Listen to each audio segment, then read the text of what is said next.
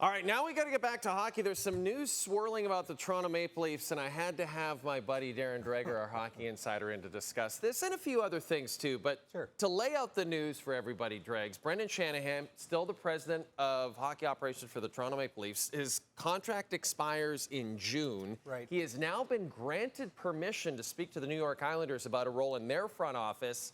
This all seems a little bizarre to me. Can you help me dissect it? Well, you're right. It's bizarre and it's a little bit strange as well. And it continues to be a developing story from a Maple Leafs perspective and also what might be for Brendan Shanahan. We know that the New York Islanders have been granted permission to speak to Brendan Shanahan.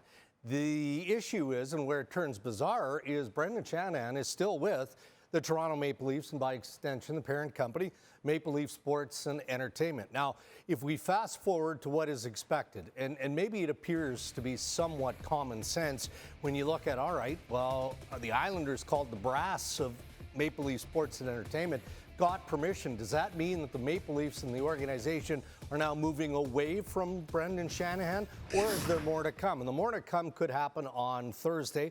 I know that there is a regular scheduled MLSE meeting, and I believe that Brendan Shanahan will also have a meeting with either a part of that board or perhaps President CEO of Maple Leaf Sports and Entertainment, Keith Pelley. So the weirdness is the fact that he was granted permission, but technically is still employed by Maple Leaf Sports and Entertainment. It's interesting because the Islanders have taken what, by anyone's account, would be quite a long time to try to fill this role.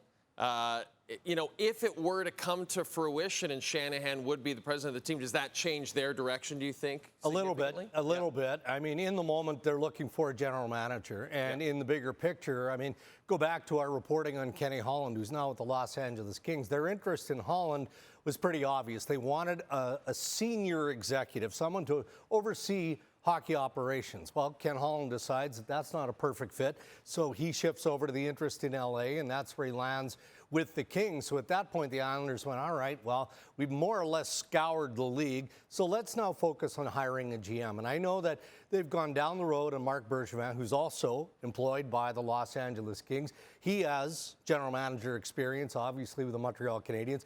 And Matthew Darche, who hockey fans may not track in terms of the path of his career, but he's a big part of the success of the Tampa Bay Lightning there as well. So now all of a sudden, you've got the potential of an experienced president in Brendan Shanahan popping onto the market with, at worst, an expiring contract. Why wouldn't you pursue that if you're John Collinson? That's where they're at now. Okay, so if Brendan Shanahan is out, and we're going to talk more about that in the coming days, I actually want to talk about something different. I want to talk about Nick Ehlers, totally different subject, because he's an unrestricted free agent to be. And Kevin Cheveldayoff, GM of the Jets, had some interesting things to say on Wednesday. Take a listen. Nikolaj's agent was in town here. We met probably for about 2 hours on, I don't know what day it was, the off day, Monday, I guess, when we had an off day, in those regards. So, we chatted. Obviously, Nikolaj's been a player that's grown up in our organization, drafted, developed him, someone that we think the world of. We obviously went into this year eyes wide open that he was a potential unrestricted free agent.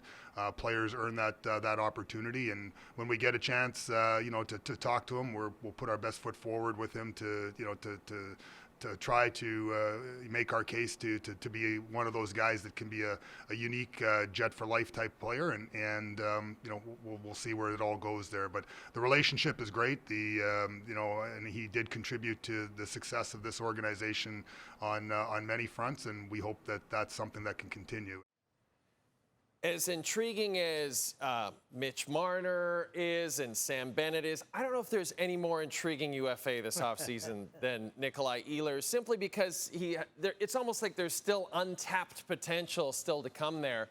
You and I have been talking about him all season long, almost in a way like we were resigned that he was probably gone. And yet now the cap's going up. The Jets have some room under the cap. There's good vibes in the city. Sure. Do you think maybe he could stick around? I think he could stick around, but I think that Nikolaj Ehlers and perhaps his family need to do a little bit of soul searching on this one. I say the same thing, Jay, about every pending unrestricted free agent. They've earned their right to explore the market if that's what they choose to do. Now, We know that Nikolaj Ehlers is at the Men's World Hockey Championship. That's where his focus is right now. That buys the Jets a little bit of time to make sure that they're as well positioned as they can be when he gets back, to put something in front of him before July 1st that is recognized as fair value to take him perhaps to the end of his career. He's 29 years of age. He's played his entire NHL career with the Winnipeg Jets, and Winnipeg appreciates everything that Nikolaj Ehlers has brought to that organization. He's one of many fan favorites in that city, and they also know how difficult it is to get free agents to come to Winnipeg, right? So when you've got a proven performer like Nikolaj Ehlers, who granted has had some health issues historically, you do everything you can to lock him down, and I believe that that'll be the focus of Kevin Cheveldayoff. No guarantee. Again, Ehlers is entitled to embrace free agency. Let's see where it goes, but I know Winnipeg wants to keep him there. We've been talking about it. Nobody thought that Mark Scheifele was going to return. No one thought Hellebuyck was going to return. Absolutely. The same day, Chevy locks them both up.